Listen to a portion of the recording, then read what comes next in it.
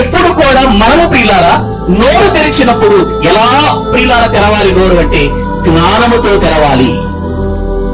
కొంతమంది ప్రియుల కోపం వస్తే వాళ్ళని ఏం మాట్లాడతారో వారికే తెలియదు, ఏం మాటలు మాట్లాడతారో తెలియదు. ప్రియులారా, నేను ఒక విషయం చెబుతున్నాను. అందుకే కోపపడును గాని పాపము మాత్రం చేయొద్దని దేవుడు ఎందుకు చెప్పాడో తెలుసండి? ఆ మాటలో చాలా ప్రాముఖ్యత ఉందండి.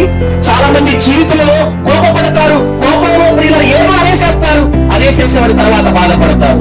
కోపం విషయంలో మనం జాగ్రత్త. కోపపడటం మంచిదే, కానీ మాటి మాటి కాదు. ఒక ప్రియుల శిక్ష చేయటానికి, ఒక మంచిని జరిగించడానికి, ఒక మంచి వ్యక్తిగా మార్చడానికి కోపపడాలి. కానీ ఆ కోపంలో పాపము చేయటమే కుమారునికి కోపం వస్తుంది, పిల్లలకు కోపం వస్తుంది. పిల్లలతో మాట్లాడేటప్పుడు జ్ఞానం ఉపయోగించాలి. ఏ తల్లిదండ్రులైనా జ్ఞానం ఉపయోగిస్తేనే ఆ కుమారుడు సరైన మార్గంలోనికి వస్తాడు.